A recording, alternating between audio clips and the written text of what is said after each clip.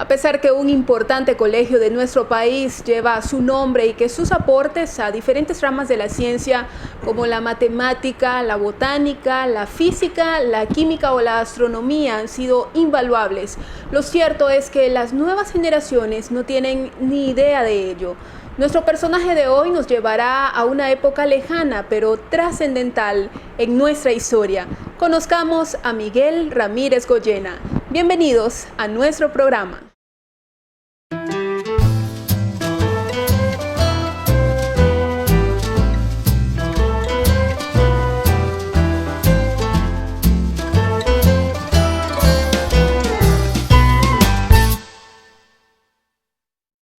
Nació en León el 5 de diciembre de 1857. Sus padres se casaron a escondidas, pero su matrimonio fue corto porque su madre murió cuando él tenía tan solo 2 años. 2 años más tarde también muere su papá. Su hermana y él fueron criados por familiares paternos.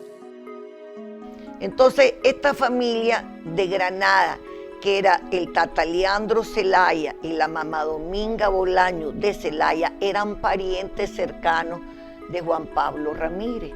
Entonces ellos deciden adoptar a los 2 huérfanos, que eran mi tía Adela Ramírez Goyena y Miguel Ramírez Goyena. Cuando apenas tenían 4 años, ya eran huérfanos de padre y de madre.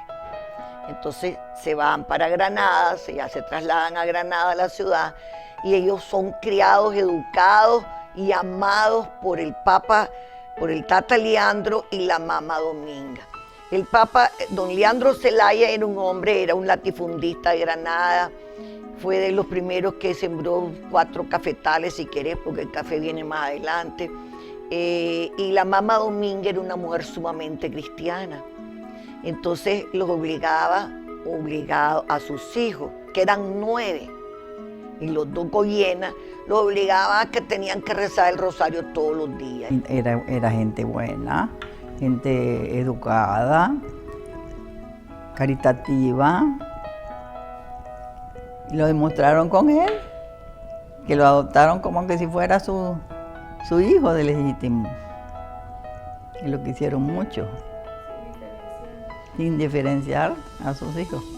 El pequeño Miguel mostró ser muy inquieto e incluso desapegado a los estudios, hasta que en Granada se instaló un colegio de altos estándares que pretendía elevar el nivel educativo trayendo como docentes a destacados intelectuales europeos.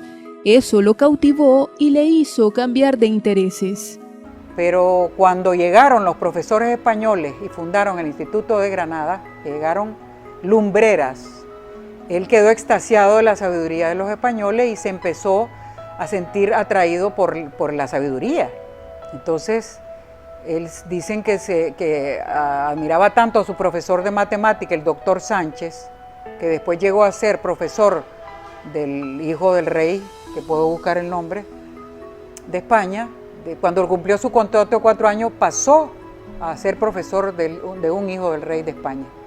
Entonces él, imitando a este profesor, dijo que él quería ser como él. Entonces lo encontraron arrodillado en una imagen de la Virgencita en el instituto, pidiéndole que lo hiciera tan sabio como el profesor, que él quería ser así. Pero el colegio era privado. Entrar requería comodidades económicas que la familia del pequeño Miguel no tenía, así que pide una beca y la gana. En Granada, acordate que en Granada, ya en el 72, algo así, en Granada tiene un boom fuerte en cuanto a la educación, porque la gente rica de Granada es la que patrocina y la educación. La educación la privatizan y entonces traen grandes maestros de Europa, sobre todo de Europa, había más contacto con Europa, traen maestros de Europa, y entonces el colegio de Granada era, si querés, una suerte, venían de otras partes al colegio de Granada, porque era como una suerte tener acceso al colegio de Granada. Su brillantez era evidente y reconocida por todos. Incluso el presidente de la época había oído hablar de él y lo tenía en mente para un proyecto que pretendían impulsar en el futuro. Que está de presidente Pedro Joaquín Chamorro.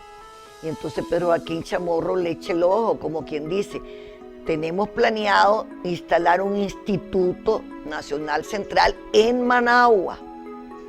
Y este muchacho a mí me parece bien, lo más adecuado, que él dirija, porque es un muchacho tan joven que tiene tantas inquietudes, escribe poesía, como escribe fábulas, como le da la química, como le enseña a los chavalos que están con él en el colegio matemática, como entiende la física, como le gusta la astronomía. Es un chavalo especial. Sus compañeros, por ejemplo, Monseñor Lescano, que fue tu compañero del Colegio de Granada, era muy amigo de él y sabía el potencial que tenía él, en su inteligencia y en su modo de ser. Nunca se quiso ir. Le trató de convencer, Monseñor Lescano, porque vas a ser un buen sacerdote. A ver, vas a ser un buen sacerdote. Pero él le dijo, no, me quedo en Nicaragua. Y se quedó para hacer su obra. Se bachillera con honores. Su nombre era sinónimo de sabiduría. Conoce a su primer amor, Felipa Zavala, con quien procrea 5 hijos. Mi tatarabuela se llamaba Mercedes Barrios de Zavala. Y ahí en una rueda de fiesta conoció mi abuelita, la Felipita, que le decían, a mi abuelito, y se enamoraron de inmediato. Estuvieron 7 años casados, tuvieron 6 hijos y ella murió casi de parto 2 meses después que nació mi abuela. Se enamoraron, una fiesta muy linda porque él era muy conocido, muy famoso, muy apreciado por su sabiduría.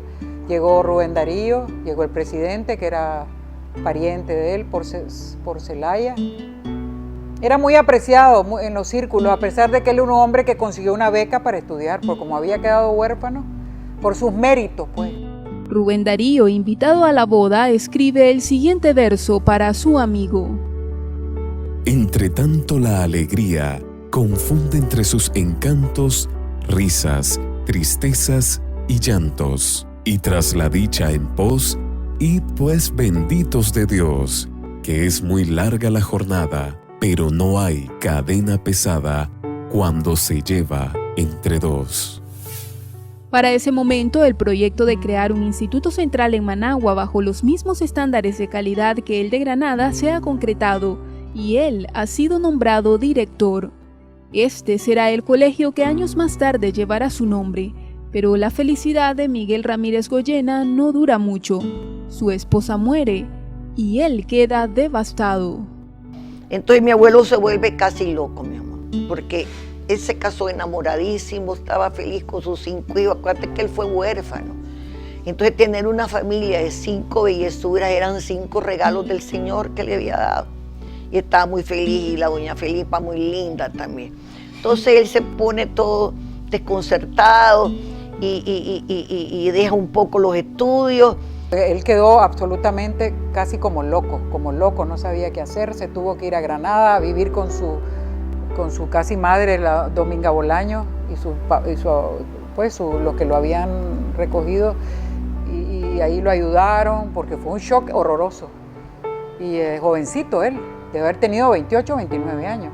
En Granada, el colegio en el cual había estudiado se había nacionalizado y él es contratado como docente, pero circunstancias insospechadas lo llevarían más tarde al exilio.